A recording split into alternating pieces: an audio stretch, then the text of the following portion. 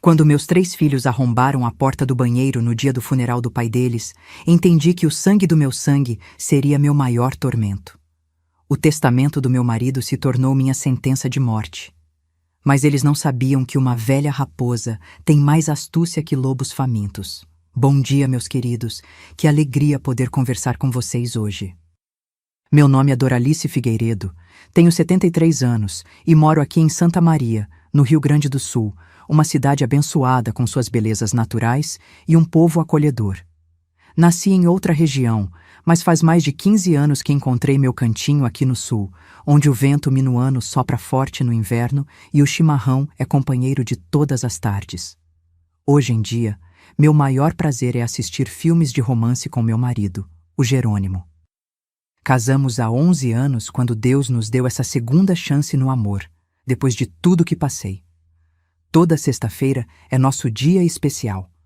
Ele prepara um mate bem quentinho, eu faço uns biscoitinhos de polvilho como minha mãe me ensinou, e ficamos ali, abraçadinhos no sofá, vendo aquelas histórias de amor que fazem a gente acreditar que, depois da tempestade, sempre vem a bonança. Começamos essa tradição logo depois que nos conhecemos na igreja. Eu estava tão fechada para o amor, mas o Jerônimo, com aquela paciência de quem espera o pão crescer, foi me conquistando devagarinho. No nosso primeiro mês juntos, ele me convidou para assistir E o Vento Levou, na televisão da casa dele. Eu fiquei com um pé atrás, sabe? Mas fui. E foi tão bonito ver como ele se emocionava com a história. Um homem que chora com filme de amor tem um coração bom, eu sempre digo. Nosso cantinho é simples, mas é nosso lar. Temos uma sala com uma TV que o filho dele nos deu de presente, poltronas confortáveis que compramos aos pouquinhos e nas paredes alguns quadros que pintei nos meus dias de terapia. Ah, e uma estante cheia de DVDs antigos que colecionamos. O Jerônimo brinca que somos os últimos do bairro a ainda usar DVD, mas é que tem coisa que a gente gosta de guardar, de ter nas mãos, sabe? E vocês, minhas queridas e meus queridos que estão me assistindo agora, me contem aqui nos comentários. De qual cidadezinha vocês estão me assistindo? E em que horinha do dia encontraram esse vídeo da vovó aqui? De manhãzinha com o café, depois do almoço, ou já de noitinha com o chimarrão? Eu sempre leio todos os comentários e fico tão feliz em saber de onde vocês são e quando tiram um tempinho do dia para me escutar. Me conta, viu? Vamos criar uma rede de carinho entre nós. Antes de contar minha história, quero dizer que nem sempre minha vida foi tranquila como é hoje. O caminho que percorri foi cheio de espinhos, de dores que uma mãe nunca imagina sofrer. Uma mãe planta amor, cuida, rega e às vezes, meus queridos, colhe tempestade. É sobre isso que quero conversar com vocês hoje. Sobre como sobrevivi quando o amor de mãe foi traído da forma mais cruel. Minha história começa muitos anos atrás, quando eu ainda morava em Cáceres, no Mato Grosso, onde nasci e cresci, antes de a vida me trazer para o sul. Era uma vida simples, mas que eu achava que seria de paz até o fim. Mal sabia eu o que o destino reservava. Meu pai, Otávio, era um homem alto, com mãos calejadas de tanto trabalhar com a terra. Tinha o rosto queimado de sol e olhos que pareciam enxergar dentro da gente, coisa que me dava um medo danado quando menina. Minha mãe, Iracema, era uma mulher quieta, de poucas palavras, que guardava os sentimentos bem no fundo, como quem guarda moedas num cofre que nunca abre.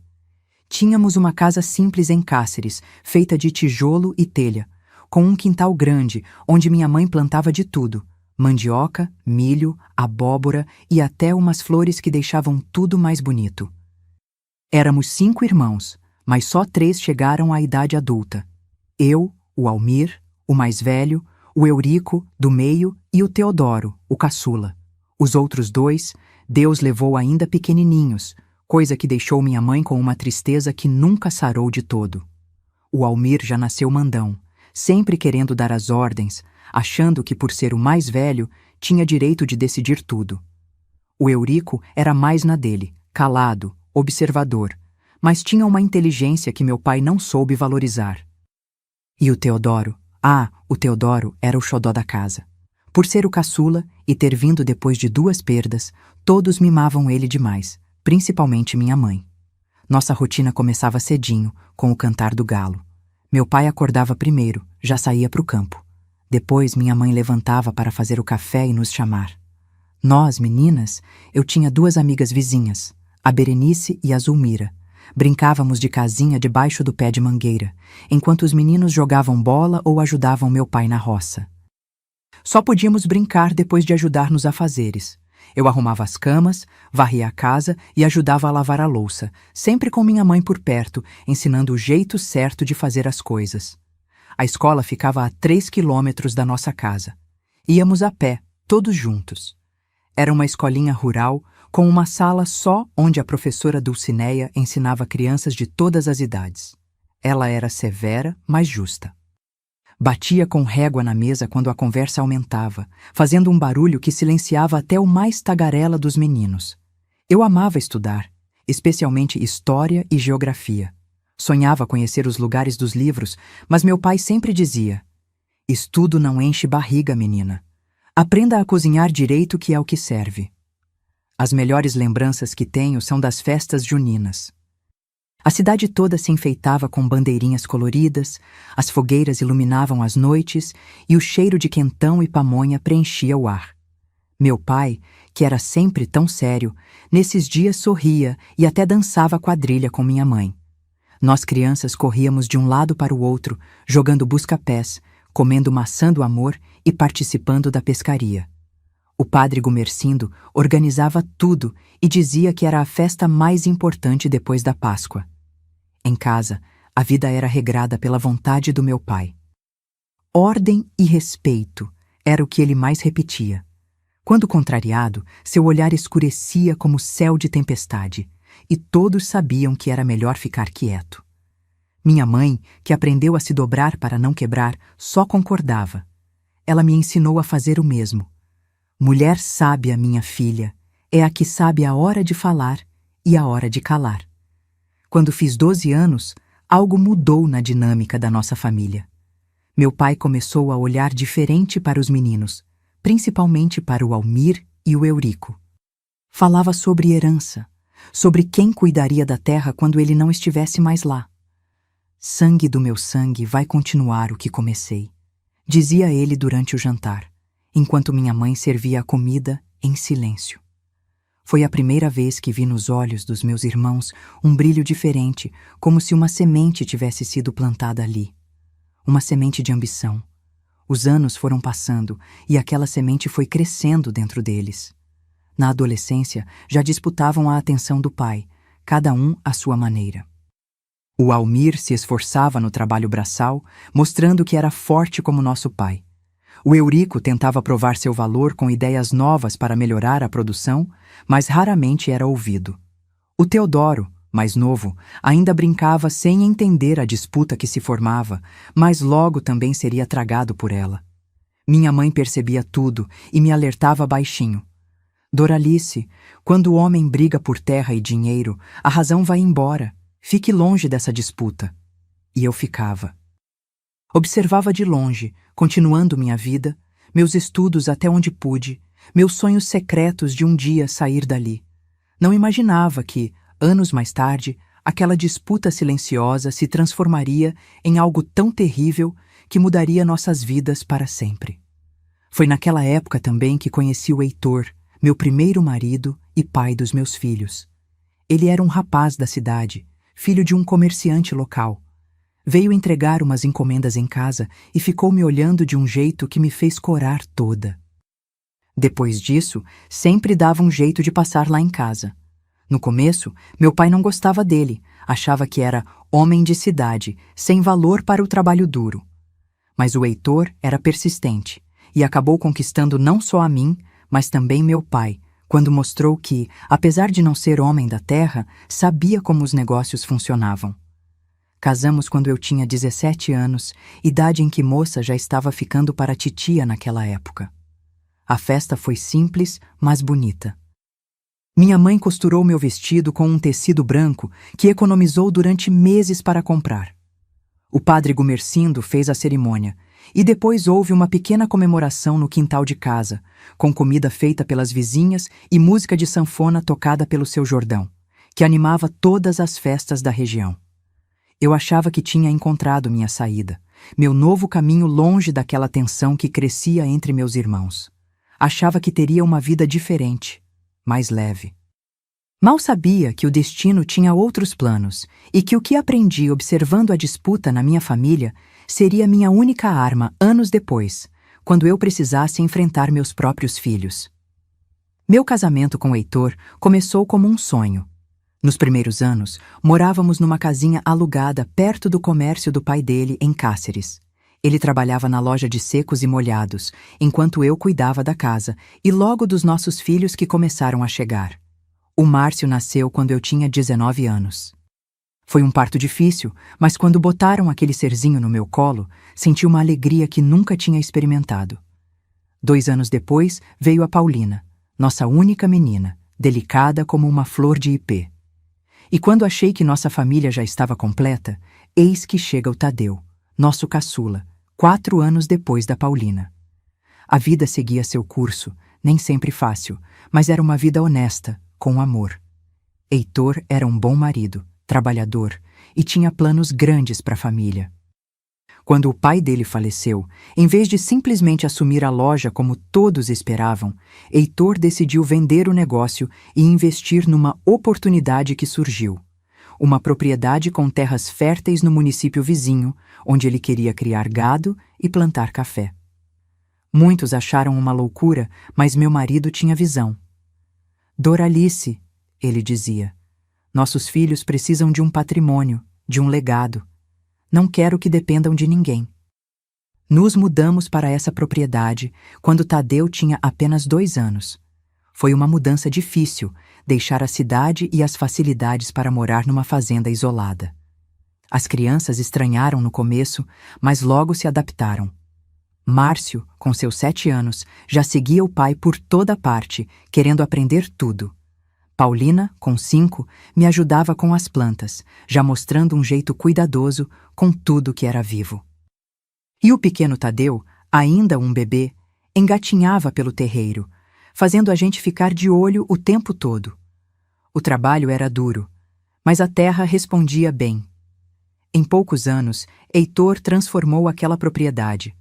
As primeiras cabeças de gado se multiplicaram, o café começou a dar colheitas boas, e até construímos uma casa maior, com varanda em todo o redor, como sempre sonhei. Parecia que tudo ia dar certo, mas foi aí que percebi as primeiras mudanças nos meninos. Márcio, que sempre foi o mais forte e determinado, começou a mostrar uma ambição que me lembrava meu irmão Almir. Queria saber tudo sobre a fazenda, sobre o dinheiro, sobre os negócios. Heitor ficava todo orgulhoso. Este menino vai longe, tem meu sangue empreendedor. Tadeu, mesmo pequeno, adorava o irmão mais velho e o seguia por toda parte. Já Paulina, minha menininha sensível, parecia cada vez mais retraída, como se sentisse que não havia espaço para ela naquele mundo dominado pelos homens. Quando Márcio fez 15 anos, Heitor o levou para uma viagem a Porto Alegre para conhecer um sistema novo de criação de gado. Voltaram de lá diferentes. O menino mais amadurecido, mais quieto, com um olhar que eu não conhecia. O pai mais satisfeito, como quem finalmente vê a confirmação de algo que esperava. Foi nessa época que ouvi pela primeira vez Heitor dizer algo que me arrepiou. Esta fazenda um dia será dos meninos. Eles que vão levar nosso nome adiante. Lembrei na hora das palavras do meu próprio pai, daquela semente de ambição que vi nascer nos olhos dos meus irmãos. E algo gelou dentro de mim. E a Paulina? Perguntei. Heitor deu de ombros. Mulher casa, muda de nome, vai para outra família. Os meninos é que vão continuar o que construímos. A partir dali, vi a dinâmica da nossa família mudar sutilmente. Heitor passava mais tempo com os meninos, especialmente com Márcio, ensinando sobre a fazenda, os negócios, o dinheiro. Tadeu, mesmo mais novo, era incluído nesses momentos. Paulina e eu ficávamos cada vez mais à margem das conversas importantes, das decisões. Às vezes, durante o jantar, os três falavam sobre a fazenda e os planos futuros como se estivessem sozinhos à mesa. Tentei conversar com Heitor várias vezes. Os três são nossos filhos. Todos merecem atenção igual, eu dizia. Ele não discutia, apenas sorria e respondia. Cada um tem seu lugar, Doralice. É a ordem natural das coisas.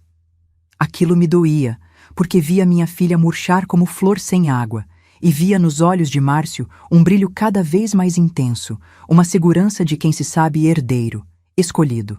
Foi quando Márcio completou 18 anos que aconteceu a primeira grande briga entre ele e o pai. Nunca soube exatamente o motivo. Os dois tinham ido à cidade para resolver negócios e voltaram em silêncio, um silêncio pesado que parecia encher todos os cantos da casa. À noite, ouvi gritos no escritório. "Você prometeu! Disse que seria assim!" Era a voz de Márcio, alterada como nunca tinha ouvido antes. As coisas mudaram. "Você ainda tem muito a aprender", respondeu Heitor com uma frieza que não combinava com ele. Nos dias seguintes, a tensão entre os dois era tão densa que quase se podia tocar. Tadeu, na época com 13 anos, parecia confuso, dividido entre a admiração pelo irmão e o respeito pelo pai. Paulina, com seus 17, se fechou ainda mais. E eu, no meio daquilo tudo, tentava manter a paz, fazer com que voltássemos a ser a família de antes. Mas algo tinha quebrado. Márcio começou a sair mais, a voltar tarde, às vezes com cheiro de cachaça. Heitor alternava entre explosões de raiva e um silêncio pesado. Numa dessas noites, quando consegui ficar a sós com meu marido, tentei entender o que estava acontecendo. Foi então que ele me contou. Márcio descobriu sobre o testamento, sobre como pretendo dividir tudo. Meu coração gelou. "E como pretende, Heitor?" A resposta dele mudou tudo. "A fazenda ficará para os três, mas Márcio será o administrador. Ele terá poder sobre tudo, inclusive sobre a parte dos irmãos. É a única forma de garantir que o que construí não se desfaça." Não acreditei no que estava ouvindo. "Por que Márcio? Por que não deixar iguais?" "Porque ele é o mais velho, o mais forte, é quem tem pulso para comandar", respondeu como se fosse óbvio. Naquela noite não consegui dormir. Via diante de mim a repetição da história da minha própria família, o mesmo erro, a mesma semente de discórdia sendo plantada, agora pelo meu próprio marido. Tentei argumentar, mostrar o que tinha acontecido com meus irmãos, como aquele tipo de decisão havia destruído nossa família. Mas Heitor estava convencido. Seus irmãos eram diferentes, nossos filhos se amam. Se amavam, sim, mas o amor entre irmãos é frágil diante do poder e do dinheiro, eu sabia disso. Tentei protegê-los desse futuro que eu conseguia enxergar tão claramente, mas Heitor não mudou de ideia. O testamento foi feito como ele queria. E então, quando Márcio tinha 23 anos, Paulina 21 e Tadeu 17, o impensável aconteceu. Heitor, meu marido, meu companheiro, sofreu um acidente na fazenda. Um touro que estava sendo domado o atingiu, e o ferimento que pareceu simples no início se complicou. Em menos de uma semana, ele nos deixou. O mundo desabou sobre mim. Não estava preparada para ficar viúva tão cedo, para criar meus filhos sozinha, para administrar aquela fazenda. Mas o pior ainda estava por vir. O testamento, aquela bomba relógio que Heitor havia preparado, seria lido em breve. E eu sabia no fundo da minha alma que nada seria como antes. No dia do enterro, enquanto ainda chorávamos a perda do pai e marido, percebi os olhares. Márcio, de terno preto, recebia os pêsames como se já fosse o dono de tudo. Paulina, minha menina sensível, chorava sem parar no canto da sala. E Tadeu, confuso entre a dor da perda e a insegurança do futuro, olhava de um para o outro, como quem tenta entender seu lugar naquela nova realidade. Eu queria protegê-los, queria dizer que estaríamos bem, que continuaríamos unidos como família, mas a sombra daquele testamento pairava sobre nós, e eu sentia que o pior ainda estava por vir. Como eu poderia imaginar que, depois de enterrar meu marido, eu ainda teria que enfrentar uma batalha muito maior contra meus próprios filhos?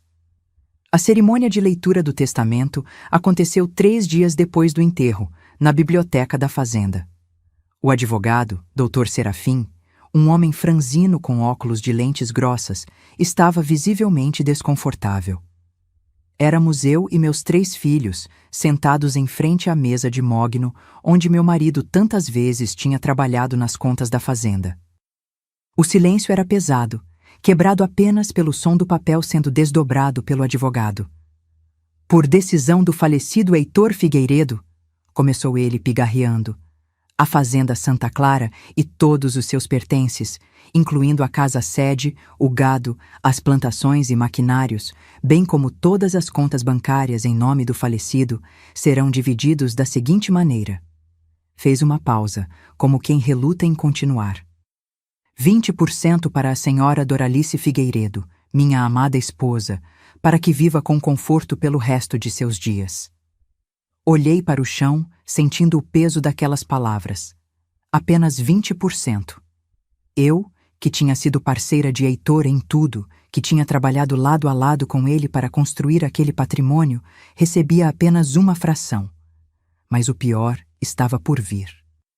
Os 80% restantes, continuou o Dr. Serafim, serão divididos igualmente entre meus 3 filhos, Márcio, Paulina e Tadeu Figueiredo, com a condição de que a administração geral de toda a propriedade e negócios fique exclusivamente sob a responsabilidade de meu filho primogênito, Márcio Figueiredo, que deterá poder decisório final sobre qualquer assunto relativo aos bens da família, incluindo a venda de qualquer parte da propriedade ou dos bens, até que todos os herdeiros completem 30 anos de idade. O Dr. Serafim limpou os óculos, visivelmente constrangido, e continuou. Ao completarem 30 anos, cada filho poderá solicitar sua parte em dinheiro, caso queira se desligar dos negócios da família, sendo que o valor será calculado pelo administrador designado, meu filho Márcio. Ergui meus olhos e vi o sorriso contido no rosto de Márcio. Paulina estava pálida como cera. E Tadeu, meu caçula, tinha os punhos cerrados sobre os joelhos. Ninguém disse uma palavra enquanto o advogado terminava de ler as disposições menores sobre alguns bens específicos e lembranças de família. Quando o Dr. Serafim finalmente guardou os papéis em sua pasta, Paulina foi a primeira a se levantar. Saiu da biblioteca sem dizer nada, com os olhos marejados. Tadeu a seguiu, lançando um olhar de desafio para o irmão mais velho. Márcio permaneceu sentado, agora com um sorriso aberto no rosto. Era o sorriso de quem tinha conseguido exatamente o que queria. Aquela noite foi a mais silenciosa que já vivemos na fazenda. Cada um se recolheu ao seu quarto, digerindo o que tinha acontecido. Eu não consegui dormir, pensando em como Heitor pôde ser tão injusto, tão cego. Repeti para mim mesma as palavras dele. Seus irmãos eram diferentes. Nossos filhos se amam. Como ele estava enganado. Na manhã seguinte, Márcio já estava de pé antes do nascer do sol. Vi da janela do meu quarto quando ele saiu para inspecionar a propriedade. Agora, sua propriedade. Como quem faz um inventário de um tesouro recém-adquirido. Ao meio-dia, reuniu os funcionários no terreiro e anunciou que agora ele estava no comando e que haveria mudanças. O almoço foi tenso. Paulina mal tocou na comida. Tadeu comeu em silêncio, olhando fixamente para o prato. E Márcio? Márcio estava falante, entusiasmado com os planos que tinha para expandir o negócio do café, aumentar o rebanho, modernizar a irrigação. Falava como se estivesse sozinho à mesa. E a parte da mamãe? E a nossa parte? Perguntou Tadeu de repente, interrompendo o monólogo do irmão. Márcio sorriu, aquele sorriso que eu já estava aprendendo a temer. Tudo a seu tempo, irmãozinho. Por enquanto, vamos focar em fazer este lugar crescer. Quanto mais lucro tivermos, melhor para todos, não é? E se a gente quiser a nossa parte agora? Insistiu Tadeu. O sorriso de Márcio desapareceu. Você ouviu o testamento. Eu administro tudo até vocês completarem 30 anos. E mesmo depois, sou eu quem decide o valor. Papai sabia o que estava fazendo. Ele confiava em mim para manter o patrimônio dele intacto. Ele confiava em você para ser justo com seus irmãos. Intervim, sentindo a tensão crescer. Márcio virou-se para mim com um olhar que nunca esquecerei. Era frio, calculista. Mamãe, com todo respeito, isso não é assunto seu. O testamento é bem claro sobre os seus 20%. O resto é entre nós, os herdeiros principais. Foi como uma bofetada. Paulina arfou. Tadeu bateu com o punho na mesa. Mas antes que pudessem reagir mais, Márcio se levantou. Agora, se me dão licença, tenho negócios a tratar na cidade. Começando de hoje, todas as contas da fazenda serão transferidas para o meu nome. E vou precisar de um inventário completo de todos os gastos dos últimos 6 meses. Precisamos cortar despesas desnecessárias. Nos dias que se seguiram, a verdadeira natureza de Márcio foi se revelando.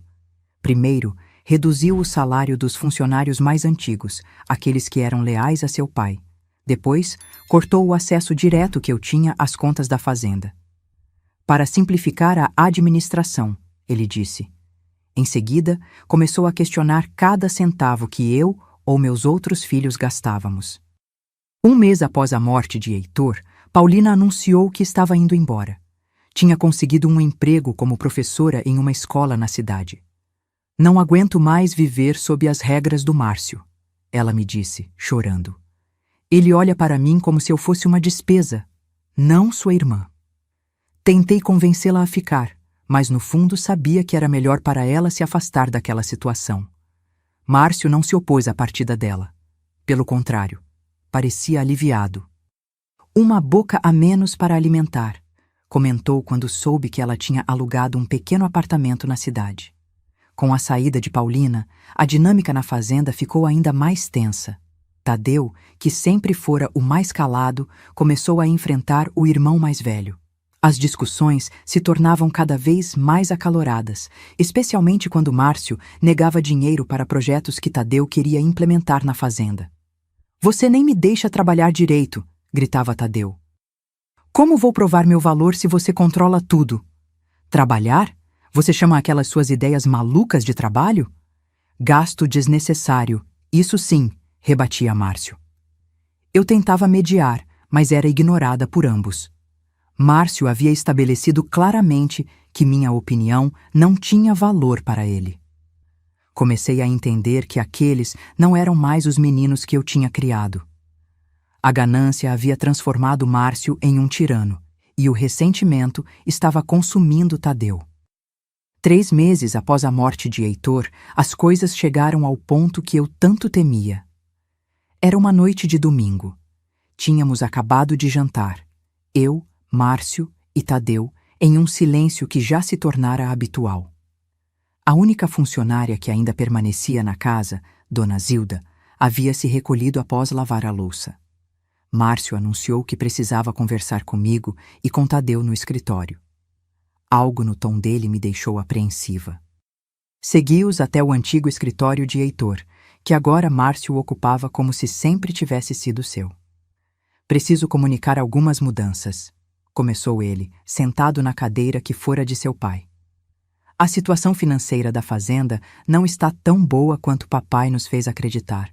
Temos dívidas e precisamos economizar mais." "Que dívidas?", questionou Tadeu. "Papai sempre foi cuidadoso com as finanças." "Você não entende de negócios, Tadeu", rebateu Márcio com desdém.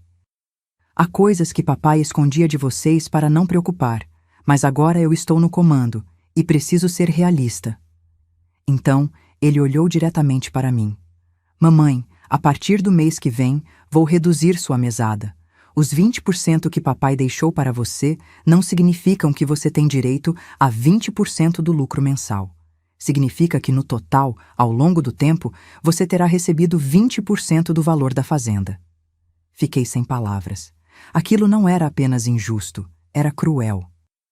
Heitor nunca tinha pretendido que eu vivesse com menos do que sempre tivemos. "Você não pode fazer isso", disse Tadeu, levantando-se. "Isso é roubar da própria mãe." "Eu posso e vou", respondeu Márcio, impassível. O testamento me dá esse direito. E tem mais. Vou vender o carro que mamãe usa. Não faz sentido gastar com manutenção e combustível quando ela mal sai da fazenda. Foi então que Tadeu explodiu. Avançou sobre o irmão, agarrando-o pela camisa. Seu miserável, papai confiou em você. E olha o que você está fazendo. Márcio não recuou. Empurrou Tadeu com força, fazendo-o bater contra a estante de livros. Não me toque, seu idiota. Eu estou fazendo o que precisa ser feito. Esta fazenda é minha responsabilidade agora. Os dois começaram a lutar ali mesmo, derrubando papéis, quebrando um abajur. Tentei separá-los, gritando para que parassem. Foi quando senti um empurrão forte, não sei se de Márcio ou de Tadeu, que me fez perder o equilíbrio. Caí, batendo a cabeça na quina da mesa. Tudo ficou escuro por alguns instantes. Quando voltei a mim, os dois tinham parado de brigar e me olhavam, assustados. Senti algo quente escorrendo pelo meu rosto. Era sangue. Mãe, me desculpe, disse Tadeu, ajoelhando-se ao meu lado. Não queríamos machucar a senhora. Mas Márcio, após a surpresa inicial, recuou. Viu o que você fez? Sempre impulsivo, sem pensar nas consequências. Eu? Foi você que começou isso tudo com sua ganância. Levantei-me com dificuldade, segurando um lenço contra o corte na testa. Parem, vocês dois. Não reconheço mais vocês. Seu pai estaria envergonhado. Papai me deu o controle por um motivo, disse Márcio, recompondo-se. Ele sabia que só eu tenho o que é preciso para administrar tudo isso. E vocês dois precisam aceitar. Saí do escritório tremendo, com Tadeu tentando me ajudar. Aquela noite, depois de limpar o ferimento, que felizmente não era tão profundo quanto parecia, fiquei deitada na escuridão, repassando tudo o que tinha acontecido. Como chegamos àquele ponto? Como meus filhos, que cresceram juntos, brincaram juntos, se tornaram esses estranhos capazes de machucarem a própria mãe? No dia seguinte, Tadeu veio ao meu quarto logo cedo. Estava com a mochila nas costas. Vou embora, mãe. Não posso ficar mais aqui. Márcio nunca vai me dar uma chance de verdade. E eu não quero acabar fazendo algo de que me arrependeria. Tentei convencê-lo a ficar, a encontrarmos uma solução, mas ele estava decidido. A senhora devia vir comigo, ele sugeriu. Podemos recomeçar em outro lugar, longe dessa loucura. Mas como eu poderia deixar a casa onde vivi por tantos anos? Como abandonar a fazenda que Heitor e eu construímos juntos? E, no fundo, ainda tinha a esperança de que Márcio enxergasse o erro que estava cometendo.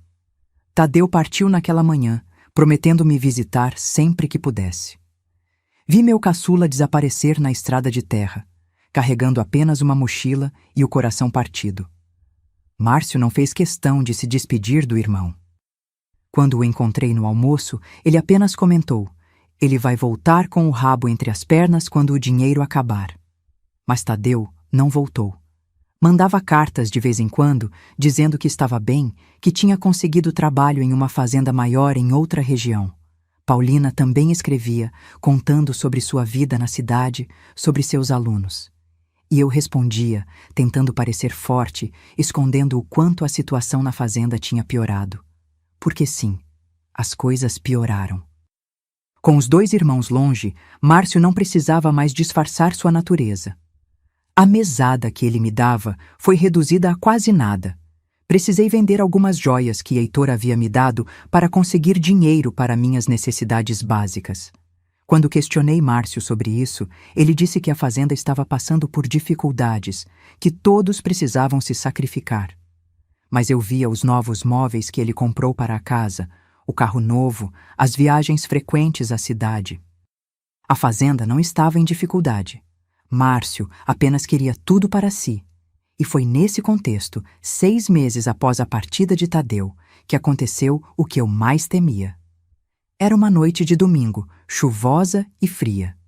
Eu estava deitada, lendo um dos poucos livros que me restavam como distração, quando ouvi batidas na porta do meu quarto. Mãe, preciso falar com a senhora. A voz de Márcio soou do outro lado da porta. Havia algo estranho em seu tom, uma mistura de urgência e irritação. Já está tarde, filho. Podemos conversar amanhã, respondi, sentindo um aperto no peito. As conversas com Márcio raramente traziam boas notícias nos últimos meses. É importante, sobre os documentos da fazenda. Relutante, levantei-me e abri a porta. Márcio estava ali, com uma pasta na mão e um cheiro forte de cachaça no hálito. Seus olhos estavam avermelhados e percebi que tinha bebido mais do que de costume. Precisamos da sua assinatura, disse ele, entrando no quarto sem ser convidado. Abriu a pasta sobre minha cama, espalhando alguns papéis. É para um empréstimo. Vamos expandir a plantação de café. A essa hora da noite, Márcio? Isso não pode esperar até amanhã? Não. O banco precisa desses papéis logo cedo. Estendeu-me uma caneta. Assine aqui e aqui. Peguei os documentos e comecei a ler. Era um contrato de hipoteca, colocando a fazenda como garantia para um empréstimo alto, muito alto. Isso é muito dinheiro, filho. Tem certeza que é necessário? Seu rosto endureceu. A senhora agora entende de negócios? Papai nunca achou que a senhora devesse se meter nisso, e estava certo. Seu pai sempre discutia as decisões importantes comigo. Rebati, sentindo a mágoa e a raiva crescerem. E não assino nada sem entender direito. Quanto desse dinheiro é para a fazenda e quanto é para suas extravagâncias na cidade? Foi como acender um fósforo perto de gasolina. Márcio arrancou os papéis da minha mão. Não preciso da sua permissão. O testamento me dá o controle. O testamento não te dá o direito de hipotecar a fazenda inteira sem meu consentimento. Eu ainda tenho 20% de tudo isso, respondi, tentando manter a calma, embora meu coração batesse acelerado. Márcio me encarou, seus olhos faiscando de raiva. Nunca o tinha visto tão fora de si. A senhora está me atrapalhando, sempre me atrapalhando.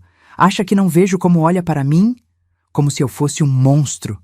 Eu sou o único que mantém essa fazenda de pé.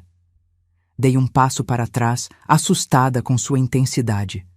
Márcio, você está bêbado. Vá dormir, conversamos amanhã. Foi quando ele agarrou meu braço com força, me puxando. A senhora vai assinar agora. Cansei de ser tratado como criança na minha própria casa. Tentei me soltar, mas seu aperto era como ferro. Me solte! Você está me machucando!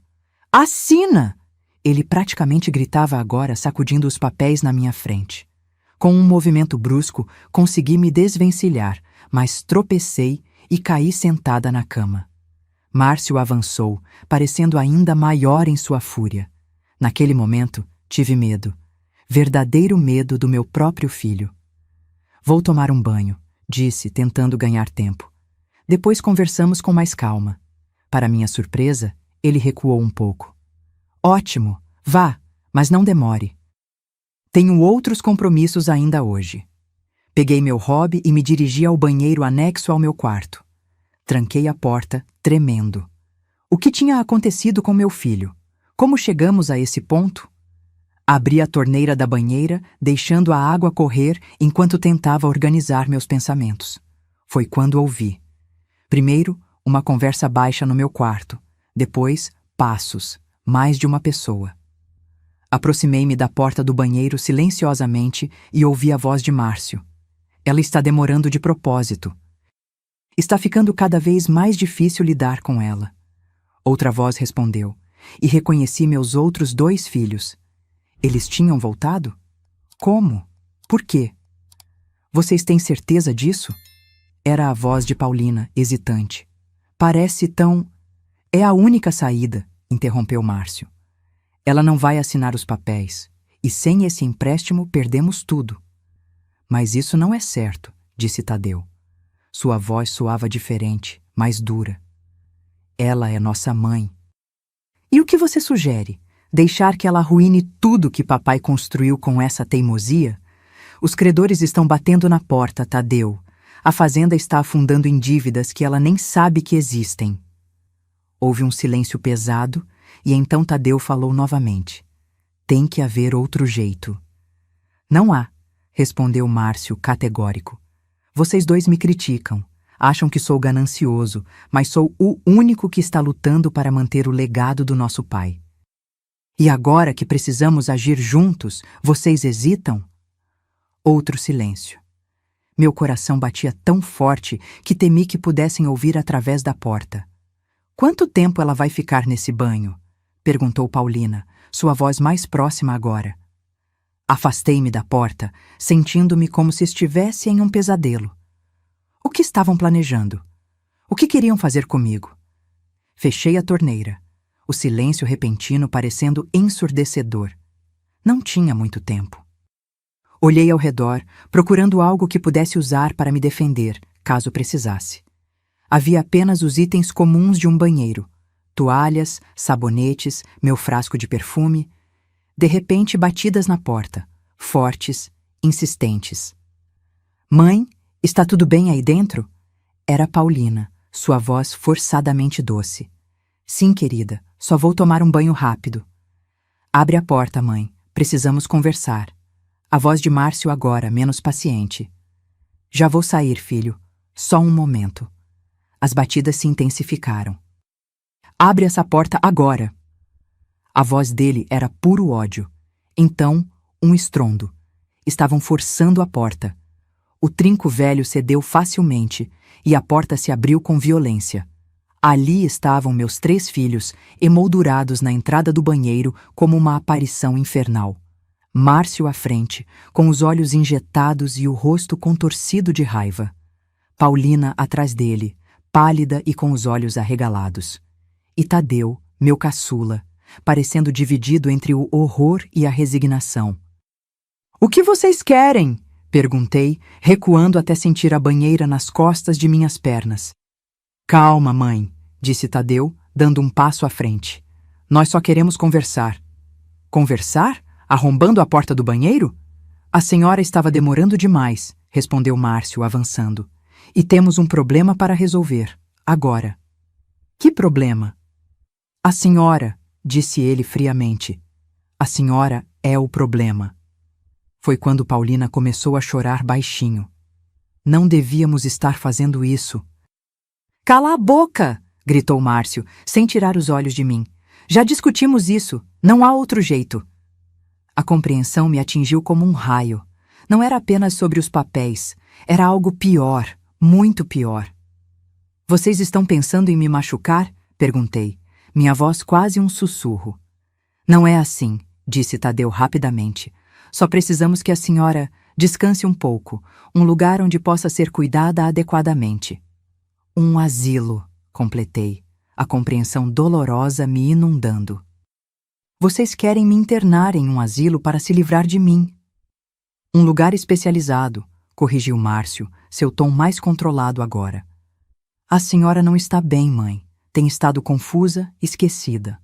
O médico confirmou. "Que médico? Eu não vi médico nenhum. O doutor Arlindo esteve aqui semana passada. A senhora não lembra? Viu só?" Ele se virou para os irmãos. "É exatamente o que eu disse. Era mentira. Pura mentira. Não tinha visto médico nenhum." Mas percebi o plano macabro. Queriam me declarar incapaz, assumir meus 20% da fazenda e me afastar de tudo. E estavam dispostos a mentir, a falsificar laudos médicos, a fazer o que fosse necessário.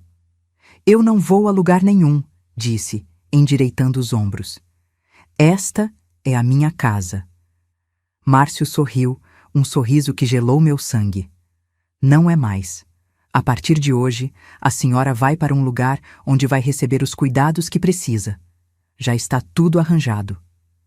"Você não pode fazer isso." "Posso sim.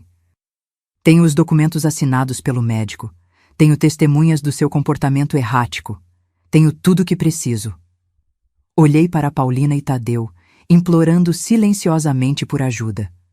Mas Paulina apenas chorava, incapaz de me olhar nos olhos, e Tadeu, embora claramente desconfortável, não contestou o irmão.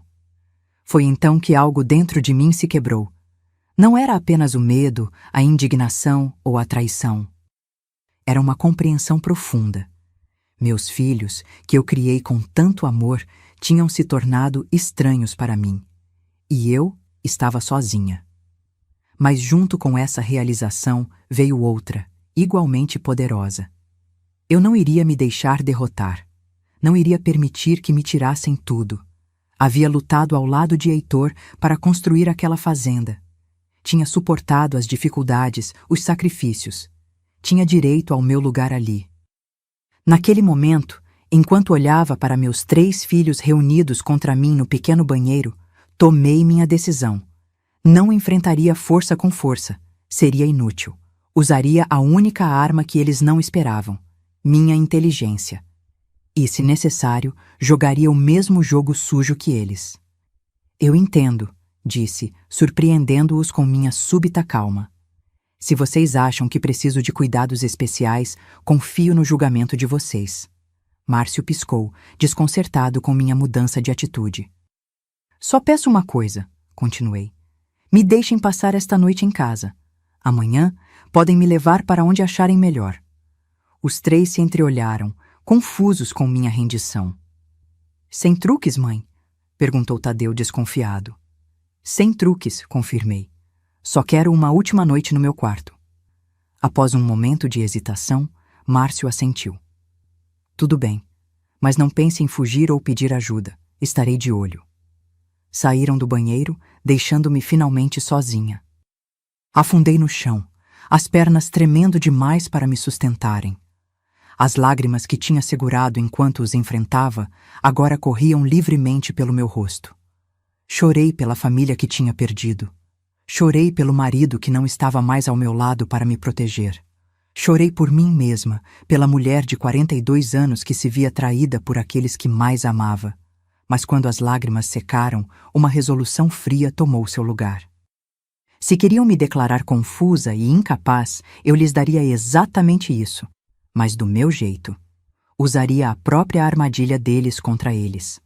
Naquela noite, enquanto todos dormiam, fiz um pequeno pacote com objetos pessoais que poderia esconder facilmente.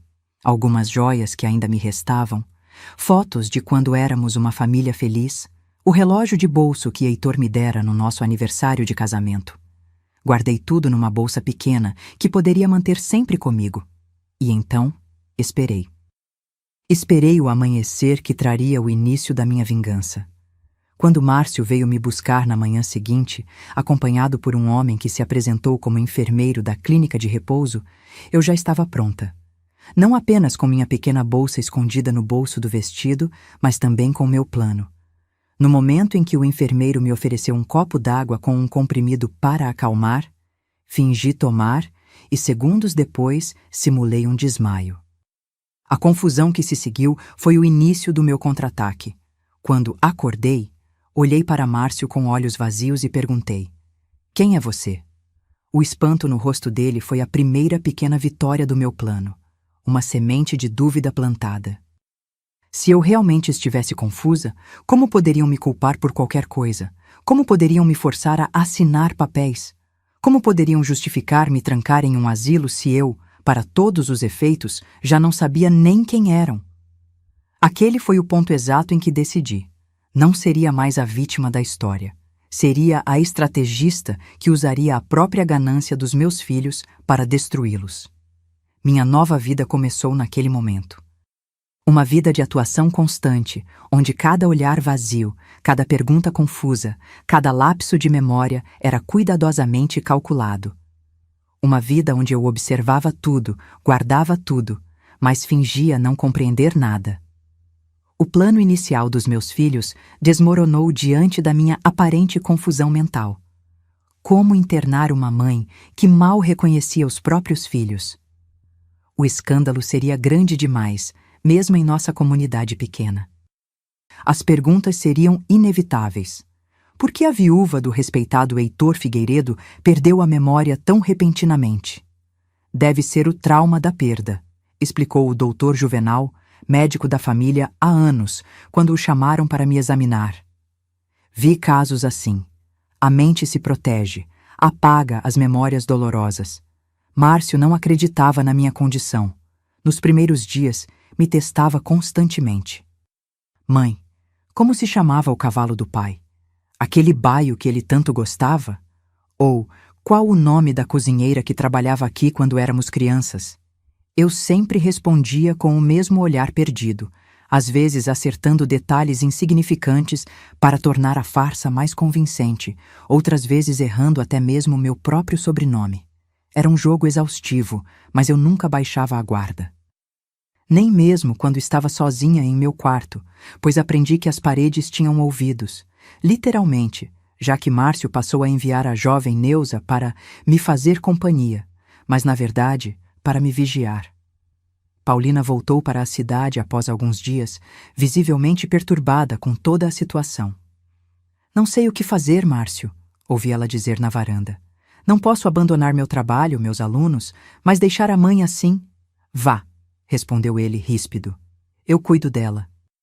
Sempre cuidei de tudo mesmo.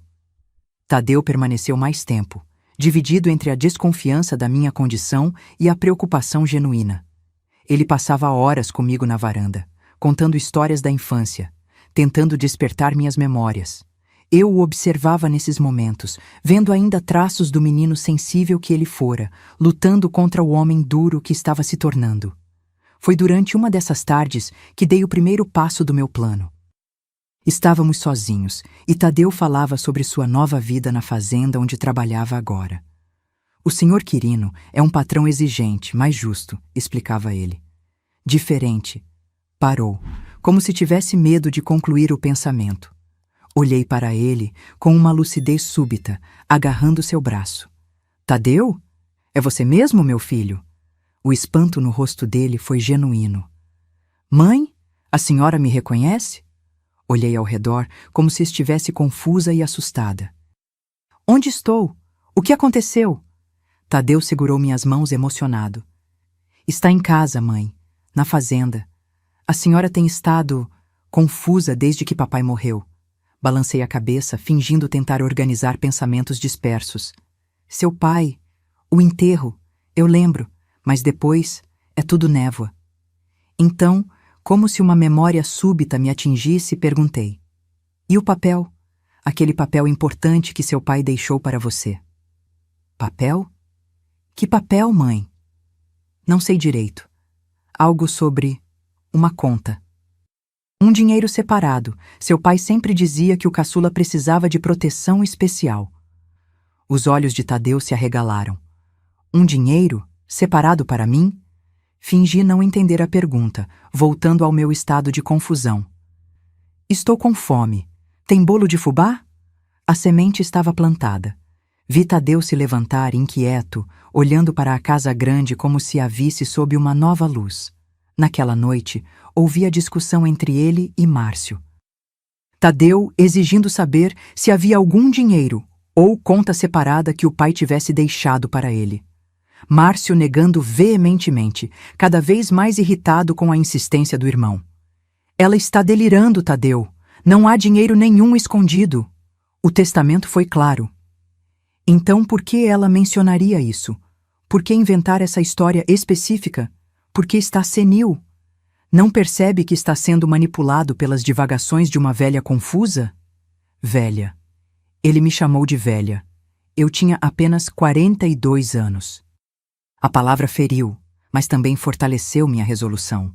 No dia seguinte, Tadeu partiu novamente, prometendo voltar em breve. Vi em seus olhos que a dúvida havia se instalado, exatamente como eu planejara. Com Paulina e Tadeu longe, fiquei novamente sozinha com Márcio. Ele continuava administrando a fazenda com mão de ferro, mas agora tinha um novo problema: uma mãe mentalmente instável que precisava ser cuidada e mantida longe dos olhos da comunidade. Para minha surpresa, foi ele quem contratou Olívia, uma enfermeira prática da cidade, para cuidar de mim durante o dia. Olívia era uma mulher de meia idade, viúva como eu, com um rosto sereno e mãos calejadas de quem conhecia o trabalho duro. Márcio certamente a contratou para me manter controlada e vigiada, mas aquela decisão se tornaria seu maior erro. Olívia era observadora e discreta. No começo, mantive minha farsa com ela também, mas algo em seu olhar compassivo me dizia que ela poderia ser uma aliada. Após 3 semanas, quando tive certeza de que estávamos realmente sozinhas, arrisquei revelar minha verdadeira condição. Dona Olívia. Chamei-a enquanto ela arrumava meu quarto, minha voz clara e firme pela primeira vez em sua presença. Preciso de sua ajuda. Ela se virou, surpresa com minha lucidez repentina. Senhora Doralice? Não estou confusa, nem senil, nem louca, disse em voz baixa, mas decidida. Estou fingindo. E se a senhora quiser saber por quê, sente-se aqui ao meu lado. Contei-lhe tudo. O testamento injusto, a ganância de Márcio, a tentativa de me internar, meu plano de fingir confusão mental para ganhar tempo. Olívia ouviu tudo em silêncio, seu rosto passando da surpresa à compreensão e, finalmente, à indignação. É uma vergonha o que estão fazendo com a senhora, disse ela por fim. Uma mãe que sacrificou tudo pelos filhos. Vai me ajudar? Perguntei, direta. Ela hesitou apenas um instante. Vou. Meu finado marido também sofreu nas mãos de um filho ingrato. Sei como dói. Olívia se tornou meus olhos e ouvidos. Quando Márcio acreditava que ela estava me dando remédios para dormir, na verdade estávamos planejando. Ela me trazia informações da cidade, papéis que conseguia espiar no escritório, conversas que ouvia. Foi através dela que descobri o quanto a situação da fazenda havia piorado sob a administração de Márcio. Ele anda vendendo partes do gado pelas costas, contou-me certa noite. E há rumores de que está negociando a venda de 100 hectares da parte norte da propriedade. Sem minha autorização, ele não pode vender nada, respondi. Bem, é aí que está o problema. Parece que ele tem forjado sua assinatura em alguns documentos. A notícia me atingiu como um soco. Falsificação. Márcio estava cometendo um crime. Naquele momento, meu plano mudou. Não bastaria mais apenas recuperar meu lugar na fazenda. Precisava reunir provas dos crimes do meu filho. Com a ajuda de Olívia, comecei a documentar tudo. Ela fotografava discretamente os papéis no escritório com uma pequena câmera que comprara na cidade.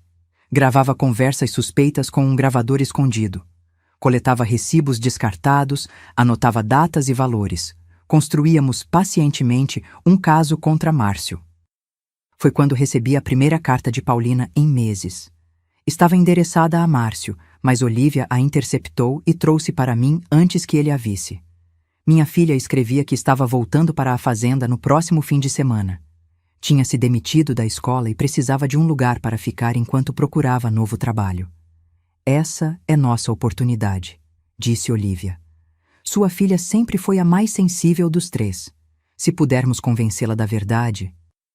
O retorno de Paulina foi minha segunda chance de plantar uma semente de discórdia.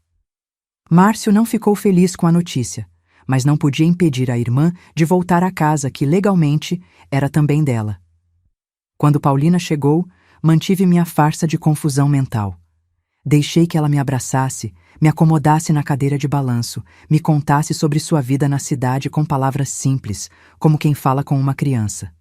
Mas observava cada reação, cada olhar entre ela e Márcio. A tensão era palpável. 3 dias após sua chegada, quando Márcio saiu para resolver negócios na cidade, tive meu momento. Estávamos na varanda, eu, Paulina e Olívia. O sol da tarde dourava as colinas da fazenda e um vento suave balançava as folhas do abacateiro. Que lindo dia, disse Paulina, suspirando. Lembra quando brincávamos ali embaixo daquele abacateiro, mãe? A senhora fazia bonecas de palha para mim. Foi quando apertei sua mão, olhando fixamente em seus olhos. Paulina, minha filha. Não deixe que ele pegue o seu também. O quê? Ela pareceu confusa, olhando para Olívia em busca de explicação.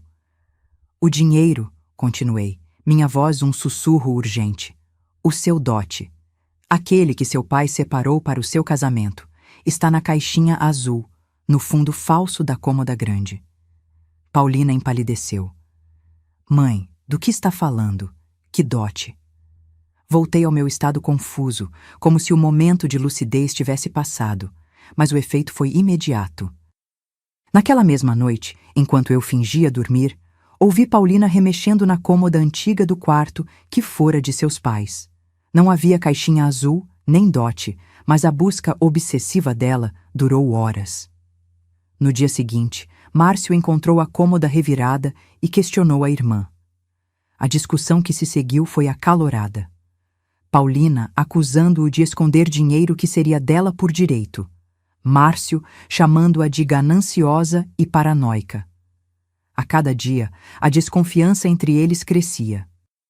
2 semanas depois, Tadeu também retornou. Havia sido demitido da fazenda onde trabalhava. Ou, como descobri mais tarde, tinha saído por conta própria após não conseguir tirar da cabeça a ideia do tal dinheiro que o pai teria deixado para ele. Com os 3 filhos novamente sob o mesmo teto, a tensão atingiu níveis insuportáveis. Márcio se tornou ainda mais controlador, monitorando cada movimento dos irmãos como se fossem intrusos em sua propriedade. Paulina e Tadeu, por sua vez, passaram a vasculhar a casa em busca dos supostos tesouros escondidos que eu havia mencionado em meus momentos de lucidez. Foi em meio a esse clima de desconfiança que dei meu passo mais ousado. Com a ajuda de Olívia, enviei uma carta anônima ao Dr. Serafim, o advogado que havia lido o testamento de Heitor. Na carta, escrita como se fosse de um funcionário preocupado da fazenda, mencionava irregularidades nos negócios, venda ilegal de terras e falsificação de documentos. A reação foi mais rápida do que esperava. 2 semanas depois, recebemos a visita do advogado, acompanhado por um oficial de justiça. Márcio os recebeu no escritório, visivelmente nervoso. A reunião durou horas, e quando terminaram, Márcio saiu da sala com o rosto lívido. — O que aconteceu? Perguntou Paulina, que esperava na sala com Tadeu. — Nada que seja da sua conta, respondeu ele, ríspido, subindo as escadas para seu quarto. Mais tarde naquela noite, Olívia me contou o que havia descoberto. O advogado estava investigando denúncias de má administração e possível fraude na venda de terras da fazenda. Documentos estavam sendo auditados. Uma nova audiência seria marcada para revisar a execução do testamento. — É sua chance, disse Olívia, apertando minhas mãos. Na audiência, a senhora pode revelar que está lúcida, denunciar tudo o que ele fez. — Ainda não, respondi pensativa. Preciso que eles se destruam primeiro, que cada um revele sua verdadeira natureza. A oportunidade veio mais cedo do que eu esperava. No dia seguinte à visita do advogado, os 3 irmãos tiveram a pior briga até então. Do meu quarto, ouvi os gritos. Paulina acusava Márcio de roubar sua parte da herança. Tadeu exigia saber sobre o suposto dinheiro que o pai teria deixado para ele. Márcio, encurralado, finalmente explodiu. Não há dinheiro nenhum escondido, seus idiotas. Papai deixou dívidas, não tesouro. A fazenda está afundando e eu tenho feito o impossível para manter tudo funcionando enquanto vocês 2 ficam por aí, chorando por suas partes. Mentiroso! Gritou Tadeu. Então por que assinou aqueles contratos escondido? Por que está vendendo terras sem consultar a gente? Porque alguém precisava agir. Enquanto vocês estavam fugindo das responsabilidades, eu estava aqui, salvando o que restava. E por que falsificou a assinatura da mãe? Interveio Paulina, sua voz aguda de indignação. Acha que não sabemos? A Olívia nos contou tudo. Houve um silêncio pesado, seguido pelo som de algo se quebrando. Provavelmente um vaso ou um copo atirado contra a parede. Então, a voz de Márcio baixa e perigosa. Aquela intrometida vai se arrepender. Foi o suficiente. Pedi a Olívia que ligasse para o Dr. Serafim imediatamente, marcando uma reunião urgente para o dia seguinte. Estava na hora de encerrar aquele jogo. Na manhã seguinte, o advogado chegou cedo, novamente acompanhado pelo oficial de justiça. Dessa vez, fiz questão de estar presente na reunião, apoiada por Olívia. Entrei na sala amparada por ela, mantendo ainda minha aparência frágil e confusa. Márcio me olhou com irritação. — Mãe, a senhora não deveria estar aqui. Está confusa, lembra? Vai para o quarto com a Olívia. — Pelo contrário, interrompeu o Dr. Serafim. A presença de Dona Doralice é fundamental, já que estamos aqui para discutir irregularidades na administração dos bens dela e de seus filhos. Paulina e Tadeu entraram em seguida, surpresos por terem sido chamados. Todos se sentaram ao redor da grande mesa do escritório, o ar carregado de tensão. Recebemos denúncias graves. começou o advogado, ajeitando os óculos. Falsificação de assinaturas, venda ilegal de terras, uso indevido de fundos. O senhor Márcio Figueiredo teria algo a dizer sobre isso? Calúnias, respondeu Márcio, tentando manter a calma. Alguém está tentando me prejudicar. Tenho administrado tudo conforme as instruções do meu pai. E a assinatura da sua mãe nesses documentos? O advogado empurrou alguns papéis sobre a mesa. Temos razões para acreditar que foram forjadas. Minha mãe está mentalmente incapaz, rebateu Márcio, apontando para mim. Como podem ver, ela mal sabe onde está. Tive que tomar decisões em nome dela pelo bem da família. Foi quando decidi que era o momento. Endireitei meus ombros, ajeitei meu vestido e olhei diretamente nos olhos de meu filho primogênito. Estou perfeitamente lúcida, Márcio. Sempre estive. O choque no rosto dele foi impagável. Tadeu e Paulina olharam para mim boquiabertos. O advogado sorriu discretamente, como se já suspeitasse. Fingi confusão mental para me proteger, continuei, minha voz firme. Depois que tentaram me internar à força naquela noite no banheiro, percebi que era minha única defesa. E enquanto fingia, documentei cada crime, cada abuso, cada falsificação que meu filho cometeu. Olívia entregou ao advogado uma pasta grossa, contendo todas as provas que havíamos reunido ao longo dos meses. Fotografias de documentos adulterados, recibos de vendas não autorizadas, gravações de conversas incriminadoras. Isso é loucura, gritou Márcio, levantando-se. Ela está delirando, foi manipulada por essa enfermeira. Senhor Figueiredo, sente-se, ordenou o oficial de justiça. Ou serei obrigado a detê-lo. Márcio olhou em volta, desesperado, buscando apoio nos irmãos. Mas Tadeu e Paulina o encaravam com uma mistura de choque e indignação crescente, finalmente compreendendo a extensão de suas ações. Vocês acreditam nela? Márcio apelou para os irmãos. Depois de tudo que fiz para salvar esta fazenda, papai sabia que eu era o único capaz. O testamento do seu pai não lhe dava direito de fraudar documentos, Márcio, disse o advogado, folheando os papéis. Nem de tentar internar sua mãe contra a vontade dela para assumir controle total da propriedade. Foi então que me levantei, caminhando até meu filho primogênito com uma dignidade que não demonstrava há meses. Achei que tinha me derrotado, não é? Que eu seria fraca demais para lutar. Mas eu aprendi, observando meus irmãos e meu pai, como a ganância pode destruir uma família. E decidi que não permitiria que isso acontecesse com a minha. Mãe, começou Tadeu, sua voz embargada. Nós não sabíamos, pensamos que... Vocês escolheram acreditar no pior, respondi, olhando para meus 3 filhos. Escolheram a ganância em vez do amor. E isso é algo que terão que carregar pelo resto de suas vidas. O processo legal que se seguiu foi longo e doloroso. Márcio enfrentou acusações de falsificação e fraude. O testamento de Heitor foi contestado e parcialmente anulado devido às irregularidades na execução. A fazenda foi colocada sob administração judicial temporária. Paulina e Tadeu, arrependidos e envergonhados por seu papel em toda a situação, tentaram se reconciliar comigo. Mas algumas feridas são profundas demais. Eu os perdoei, mas nunca mais consegui olhar para eles da mesma forma. O laço de confiança havia sido irreparavelmente rompido. 6 meses após aquela reunião decisiva no escritório, tomei a decisão mais difícil da minha vida: vender minha parte na fazenda. Não podia mais viver naquele lugar cheio de memórias dolorosas. Precisava recomeçar, em outro lugar, longe de tudo que me lembrava da traição dos meus filhos. Com minha parte do dinheiro da venda, comprei uma pequena casa em Santa Maria, no Rio Grande do Sul. Por que tão longe? Porque precisava de distância, de um lugar onde ninguém conhecesse minha história, onde pudesse reconstruir minha vida sem a sombra do passado. Foi lá, na minha nova cidade, em um grupo de apoio para pessoas que haviam passado por traumas familiares, que conheci Jerônimo. Um viúvo gentil que também carregava suas próprias cicatrizes, mas que, como eu, acreditava que a vida merecia uma segunda chance. A vingança não me trouxe alegria. Trouxe justiça, sim, mas também tristeza pela família que perdi.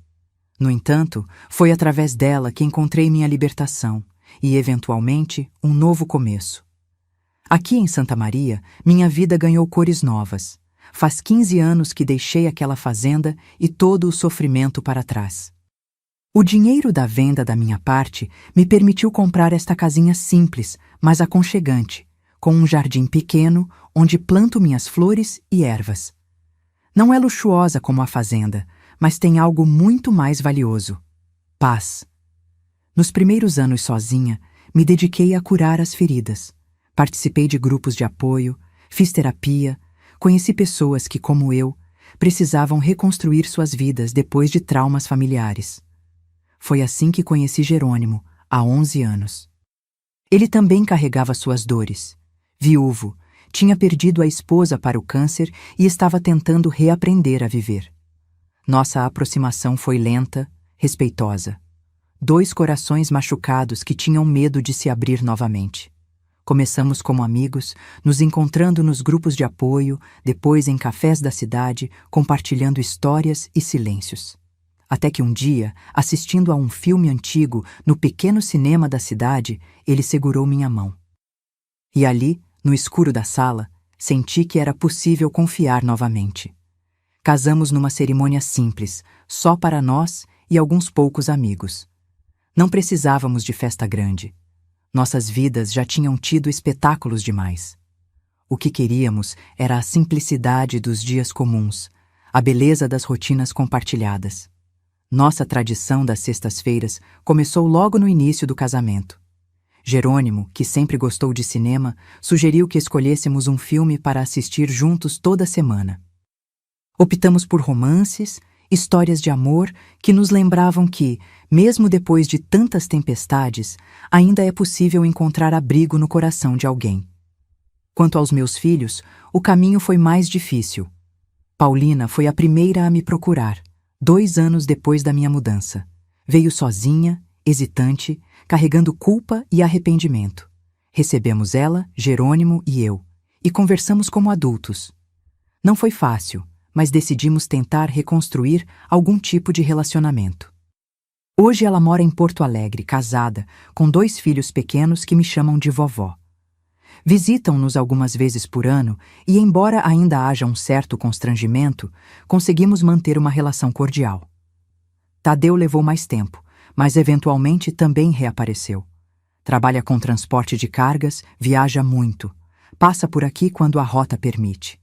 Nossa relação é mais distante, mas respeitosa. Ele nunca se casou, talvez ainda lidando com os fantasmas do passado. Márcio. Bem, Márcio é uma história diferente. Depois do processo judicial, cumpriu um período de liberdade condicional. Perdeu quase tudo que tinha. Soube que agora trabalha como gerente em uma loja de materiais de construção em Cuiabá. Mandou uma carta, anos atrás, pedindo perdão. Respondi dizendo que o perdoava, mas que algumas pontes, uma vez quebradas, não podem ser reconstruídas. Não nos falamos desde então. Aprendi que perdoar não significa necessariamente readmitir pessoas tóxicas na sua vida. Significa libertar-se do peso do ódio, sem abrir mão dos limites que nos protegem. Jerônimo entende isso melhor que ninguém. Ele também tem suas histórias familiares complicadas. Talvez por isso nos demos tão bem. Reconhecemos nas cicatrizes um do outro a mesma luta por sobrevivência. Nossas sextas-feiras são sagradas. Ele prepara o chimarrão, eu faço biscoitinhos de polvilho e nos sentamos no sofá para assistir nossos filmes românticos. Temos uma coleção de DVDs antigos que vamos aumentando sempre que encontramos algum título interessante. Nossos favoritos são os clássicos, Casablanca e O Vento Levou, histórias de amor que resistem ao tempo, como nós resistimos às nossas próprias tempestades. Nossa vida é simples, tranquila. Frequentamos a igreja aos domingos, temos alguns amigos queridos com quem nos encontramos regularmente, cuidamos do jardim juntos. Às vezes, quando as noites estão claras, sentamos na varanda para olhar as estrelas, agradecendo pelo que encontramos depois de tanto tempo no escuro. Aos 73 anos, posso dizer que encontrei uma paz que jamais imaginei ser possível. Não é uma vida perfeita. Ainda há dias de dor, memórias que doem, ausências que pesam. Mas é uma vida digna, honesta e, acima de tudo, minha. Uma vida que construí com minhas próprias mãos, depois que tentaram me tirar tudo. Meus queridos que me assistem, termino essa história com o coração mais leve por ter compartilhado com vocês. Se você está passando por uma situação onde seus próprios familiares tentam te diminuir ou te controlar, saiba que nunca é tarde para recuperar as rédeas da sua vida. Aprendi que a idade não define nossa força, mas sim nossa capacidade de recomeçar cada dia. Minhas rugas são mapas de sobrevivência. Cada uma conta uma história de dor superada. Descobri que somos mais fortes do que imaginamos, especialmente quando pensamos que não aguentamos mais. O tempo não cura todas as feridas, mas nos ensina a viver com elas e ainda assim sorrir. Minha história não é sobre o que fizeram comigo, mas sobre como escolhi responder. A verdadeira fortaleza não está em nunca cair, mas em levantar todas as vezes. Às vezes, os maiores predadores estão dentro de casa, usando o nome de família para justificar abusos. Não tenha medo de estabelecer limites, mesmo com quem compartilha seu sangue. Seu valor não diminui porque alguém não consegue enxergá-lo. Se esse vídeo tocou seu coração, por favor, aperte o botão de curtir e se inscreva no canal. E nos comentários, escreva a palavra paz se você acredita que todos merecem respeito. Não importa a idade. Lembrem-se, a vingança pode trazer justiça, mas é o perdão que traz paz. E paz é o que desejo para cada um de vocês.